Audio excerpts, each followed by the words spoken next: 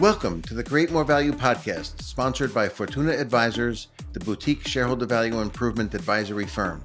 Create More Value is a series of conversations with senior executives, board members, investors, and other experts that have overcome challenges to create exceptional value for their companies.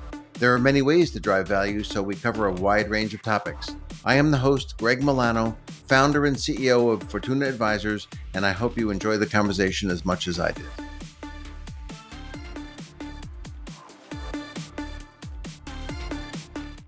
I would like to welcome Garrett Delph. Thank you, Garrett, for joining me on our Fortuna Advisors podcast, Create More Value. Thanks so much, Greg. Great to be here. After leaving an 8-year run in corporate America, Garrett cashed in his 401k and started driving town cars in San Diego. 2 decades later, he has scaled 3 global companies to $50 million plus in revenue. He is the founder and CEO of Clarity Ops, LLC, an operations consulting firm focused on eliminating waste, increasing gross margins, and delivering go-to-market initiatives faster. He specializes in reorganizing business operations for scale and growth through his proprietary The FAST solution system. One of Garrett's hypotheses is that most business strategy focuses on the what of business, but sorely neglects the how, in terms of the guidelines, instructions, ingredients, and pathways that fuel effective execution. The how can be very confusing and complex, and so the operational engine of the business gets ignored and execution gets stifled. As it turns out, the how of business is Garrett's specialty. He refers to himself as a business engine master mechanic, using the following metaphor. Garrett builds Formula One race car engines for small to medium-sized businesses that are in their race to win. His work entails the well-architected, hyper-organized, and detailed coordination of people, process, and performance output to help businesses win in their markets. Let's start by talking about some of your frameworks that can help companies operate better. Let's start with what you call load balancing. What do you mean by that, and how does it help? Yeah, great. Thanks, Greg. Load balancing, at least from my introduction to that term, came from computer architecture, which is essentially the distribution of workloads across multiple resources. As a founder, as a CEO that has focused on scale for many years, I kind of became fascinated with the parallel to, how computer architects engineered for efficiency and speed and strength, and became really interested in how that applied to not only the cogs, the business engine, but specifically leadership. I felt like, when it comes to Six Sigma and efficiency engines in process, the part that was sorely ignored is how do you load balance people and what people do.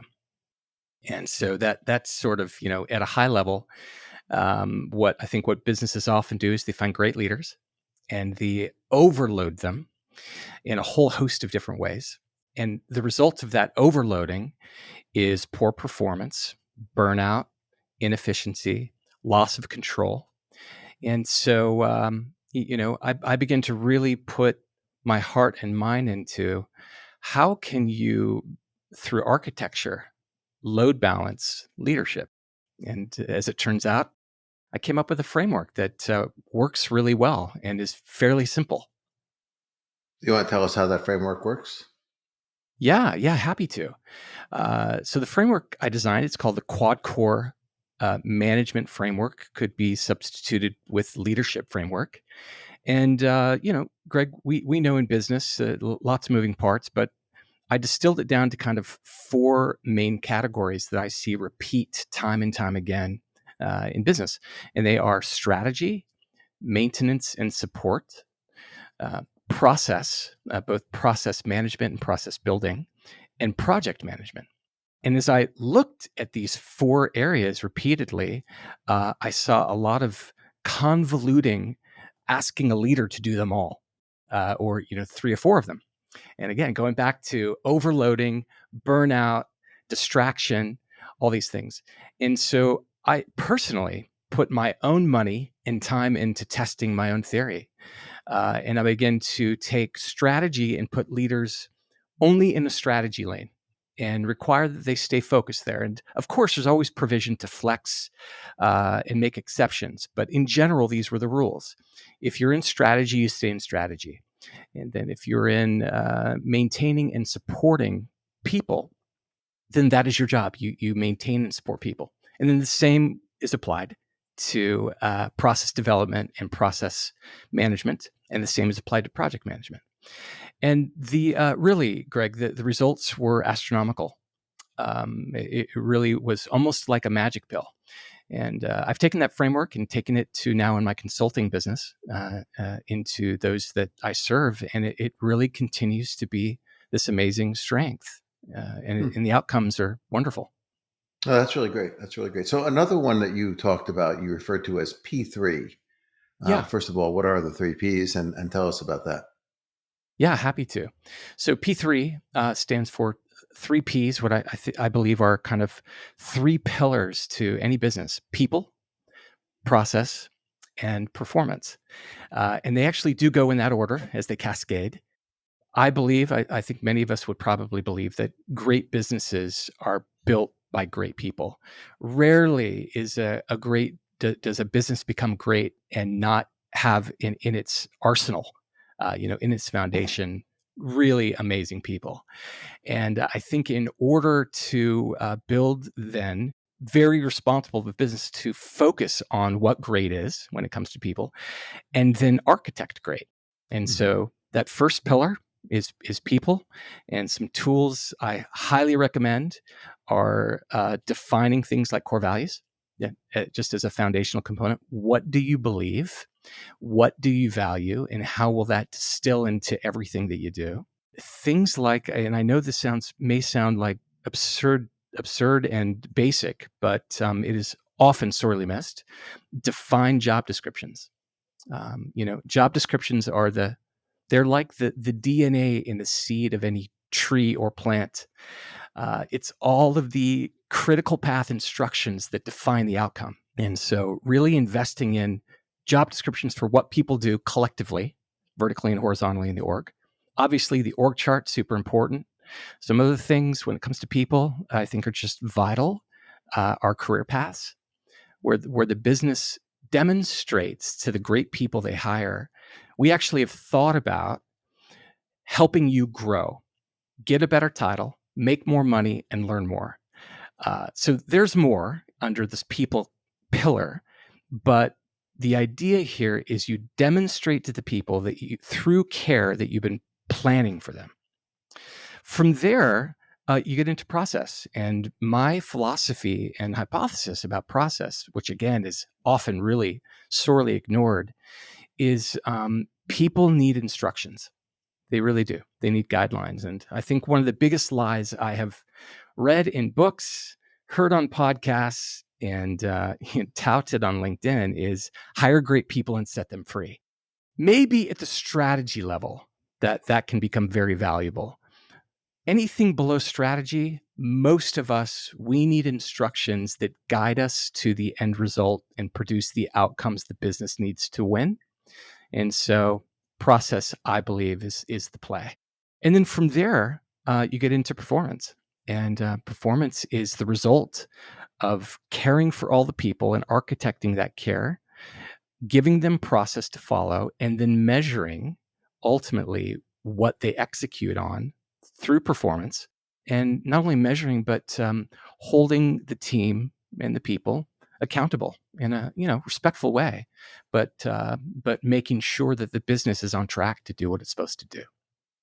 So these all sound great. So have you done this in a wide variety of industries? Or are there some that you've proven it out in more than others? Does it work everywhere? Well, it works at least in the industries I'm in, and I would say probably mostly agnostic. Any industry or domain that has people that are required to follow process for a specific outcome, these principles and these frameworks work. They really do. Uh, I don't have any experience in nonprofit, but my assumption is going back to, are there people that follow process and they need to execute for an outcome? Probably works. I will say, however, Greg, that I was recently studying up on the amount of public companies compared to private companies. It turns out it's a tenth of percent. A Hmm. tenth of 1% is the amount of public to private companies. And so within public, you have a ton of venture.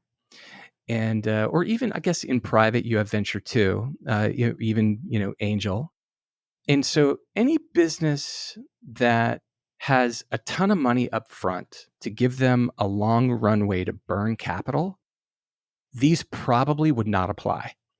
I think about founder of LinkedIn. He wrote the book Blitz Scaling, and his name's escaping me right now, and it shouldn't. But the whole principle there is actually do the opposite of these fundamental principles I'm suggesting are really valuable, because they're designed to move fast, break things, burn a ton of cash, and not use governance to get where you want to go because you want to prove your hypothesis faster than longer. Outside of those examples, I would say these things are tried and true and they work. Okay, great, great. When you talked about the percentage of companies, that's of course by number of companies, not by like number of people or amount of revenue or value. Yeah, that's right. A lot of the listeners, because of the nature of our work, my firm focuses mostly on pretty large companies like S&P 500 companies and Yeah. very large private companies as well. And so many of the listeners, because of that, come from these very large companies. Yep. Do you think that your various frameworks work just as well in these larger settings, or are they maybe more needed in the small companies that maybe don't have as much process as the large companies do? Yeah. Well, so let's define large. I recently had a conversation with a VP of operations for a $700 million construction company out of the East Coast. And they are struggling with these very same infrastructure, internal chaotic business engine problems. Same Hmm. thing. Hmm. And I think the idea here is it's just a magnitude of scale. You Hmm. know, about 6 months ago, I was talking with a senior director at Pfizer, and they're considering my firm to engage. And I was asking, well, I'm a boutique firm. Why me? And he said, listen, we've hired two of the big four over the last 5 years, two of the big four consulting firms. And we have these systematic problems internally. And the challenge we're finding is they come in with a ton of strategic what, but getting to the root of our people and process problems typically is not something they've been able to bring solution to. Hmm. That's the narrative I hear on the street. And so going back to your question about, you know, your network and those that you communicate with and run with, I do think it applies. I really do. Hmm. It just turns out it's kind of a complex problem that's very misunderstood, but it definitely applies. Yeah, I mean, I believe you, and I agree. I guess one thing I think about is it's not just bigger and more complex. I mean, that's one issue, but also they tend to have a lot of process. Not always very good, but they have a lot of process. And whereas when you're working with, a company, let's say under $100 million in revenue, I would imagine at least some decent percentage of the time you're creating process where there was no process before, where everything was just done by the seat of the pants before, and you're creating instructions and recipes and so forth for how people should do things. In the larger companies, it's probably a little more tearing something down to replace it with something better, and so you have to kind of figure out how to do that without disrupting what's going on in the business and so forth. So I would imagine actually getting there is a little more complicated because of that as well. Not just the complexity and size of the organization, but the need to replace something existing with something new is always tougher than just starting with a clean sheet of paper. At least that's what I found in my consulting career. Yeah, yeah. And I agree with you, Greg. And I would add to the tearing down, sometimes it's reconstructing and not having Hmm. to tear down, Hmm. or fine tuning or reforming or replacing legacy with new. But I think, all of those are iterations of likely the same thing Hmm. for sure. I see also, especially in the legacy front, replacing sort of manual with digital. That Hmm. also that transformation is still very applicable these days, Hmm. even in our age of technology. Yeah, yeah. Oh, it's if anything, it's accelerating right now with AI Yeah, and so forth. I mean, I can't believe how much it's affected our little tiny company already. I was going to say I also appreciate your thought about addressing problems that require transformation, but being very mindful of not having to or not wanting to slow down. Hmm. I think that is a big part of value any consultant or any firm can bring to an org, where if you can bring transformation fast, do it in a way where they don't have to slow down Hmm. and lose momentum, you know? Yeah, yeah. Some of that think comes down to prioritizing and not changing everything all at once. Changing the most important things so you're not disrupting every process in the company all at the same time. Yeah. Yeah. And in addition, having the right tools and frameworks to do it. I Hmm. think it Hmm. is part of the tool set too. Hmm. Hmm. Yeah. It's But I good. but I agree. Yeah. So I'd love to bring sort of your experience in sort of the real world with like case studies into this. And you were telling me when we previously spoke about one client of yours that was losing money and they thought it was a culture problem. And Yep. but you found it was really something else. What did you find was really causing the problem and how did you fix it? Yeah. Yeah. It's great. So very much ties into the topics we've been talking about today. The toxic culture, the negative culture stuff is often what businesses think is the problem, but really these are only symptoms of a much more deeper rooted problems. So Hmm. when you have infighting and you have confusion and you have high stress, you have high employment churn, you have ENPS scores that are going down, not up, these sorts of things. And so ultimately, what was the problem that we found within 3 weeks is it was process that either A, like we talked about, had not been built, or B, had been abandoned as they Hmm. had scaled. Hmm. And as a result, they lost control in their business. At the end Hmm. of the day, like one big area, for example, they lost control. They're losing $2 million every quarter. And one of the big bleeders and the big misses is they had an estimation calculator that they would use to bid on these large jobs. And as their people churned, that estimator got ignored. Hmm. But new suppliers, new supplies, new customers, and that thing became legacy and inaccurate and was Hmm. causing them to inaccurately bid, right? Hmm. There Hmm. are a whole, another 7 or 8 areas that we found that became legacy and broke that were contributing to the bleed. But there's one example. And so when a business begins to lose and fall short of their goals, we know what happens. The leadership heads get on the chopping block, Hmm. and the board or the CEO or the C suite begin to come down on them. And if they don't understand the root, and this is the engine room stuff, of why the vehicle is not performing the way it should, then everybody gets frantic Hmm. and they get confused because they can't find the problem. And now fingers start getting pointed and everybody's for right. And so now you have a culture problem, Hmm. Hmm. but the culture problem, in my experience, is always rooted typically in something that went wrong in the engine room. It's a Dale Carnegie calls it the engine room of success or failure, Hmm. Hmm. and that is that's the answer to your question, Greg, and it's where my primary focus is as an operator partner to focus on the engine room. Hmm. Hmm. Yeah, I mean, you've kind of answered my next question, but let me just see if there's anything you want to add to it. You said to me, if we do everything else, culture improves. And I'm thinking back to Yes. your frameworks that you mentioned, that we discussed earlier in this conversation. How do those improve culture? Like the three Ps, for example. Okay. How does that improve culture? Yeah. How do they improve culture? Great. Yeah. I think the short and sweet of it is you have managed expectations. You know, I think that's the short and sweet of it. I do think that. health also is contingent on really great soft skills.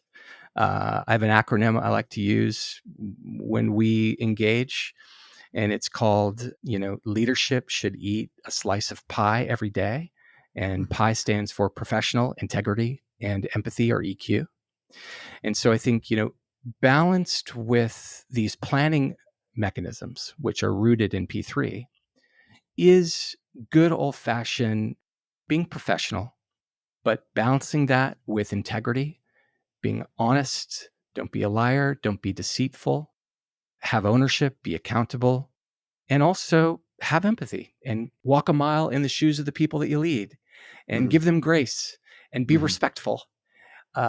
Like I think that is the balance to the architecture Mhm. for the business and the governance that you build as well. And I think when you have both, you really have something special. Mhm.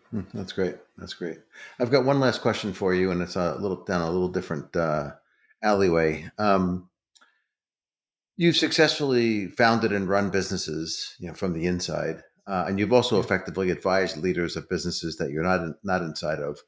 What are the differences between being a leader and being an advisor? And Mm. do you see things when you're not sitting, in the CEO seat that the CEO might have trouble seeing themselves?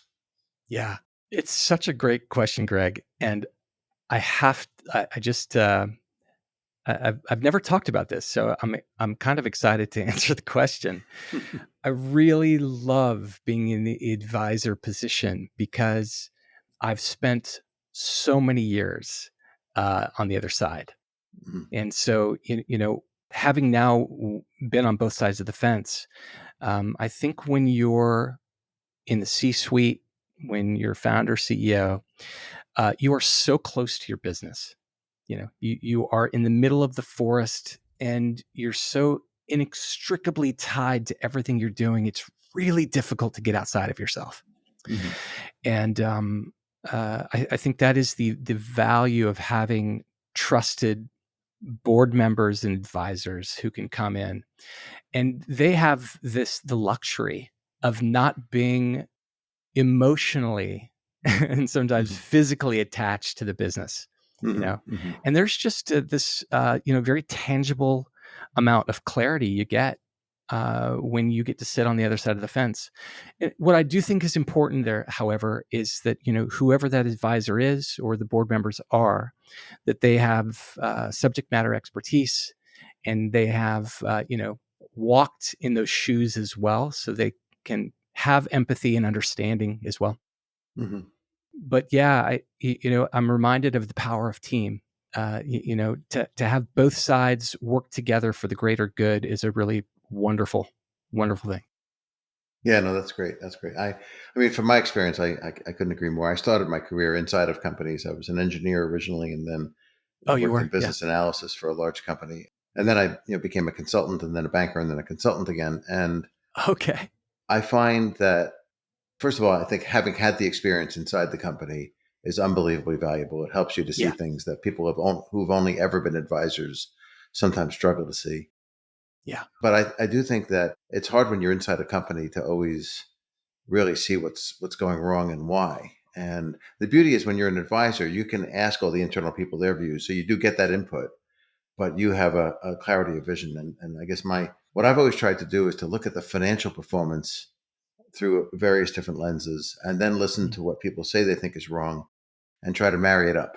Well, if this is the financial problem, and this is these are the five things they say are wrong, which of those five things really could be causing that problem? To try to, because sometimes people complain about things that really are not a big deal, or they're not really relevant, or maybe they're not even wrong. Very But true. trying to tie the outcomes to the sort of complaints from the outside, you can come sometimes really boil down to what's really causing the problems much quicker than inside. Yeah. And of course, you don't suffer from the not the invented here syndrome, Yeah. where nobody wants to see what they've done as being wrong. Obviously, you need to be tactful from the outside, but Yeah. Yeah. And boy, I love that Socratic portion you mentioned, you know, sitting down and again, I kind of call it a luxury, having the luxury of pulling threads and opening up compartments that they either weren't even aware existed or have ignored for a long time. And you begin to see stuff, and it's really rewarding, right? It's really rewarding. It really is. Is there anything else you'd like to comment on before we wrap up? Gosh, so many. I have so many thoughts on this stuff. It's like Disneyland, But I think, for sure, my thought is this: the big narrative I'm pushing as a guy that's now in the halftime of my career is the put more emphasis. I would recommend for any business that's struggling to transform or create new growth and scale, marry looking at your financials with what's happening in the engine room. And I think when you marry those two together, you find exponential more opportunity to solve these very large problems that are haunting. No, that's great. That's great. Yeah. We've been speaking with Garrett Delph. Thank you, Garrett, very much for joining us for this very enlightening and important conversation. Thank you, Greg. Really appreciate the time. Great conversation. You have been listening to Create More Value, sponsored by Fortuna Advisors, and I am your host, Greg Milano, founder and CEO of Fortuna Advisors. I hope you have enjoyed this episode. Fortuna Advisors helps companies with strategy, capital deployment, business management, corporate culture, and incentive compensation, all aimed at driving top quartile total shareholder return and the equivalent for private companies. To learn more, contact us at info@fortuna-advisors.com.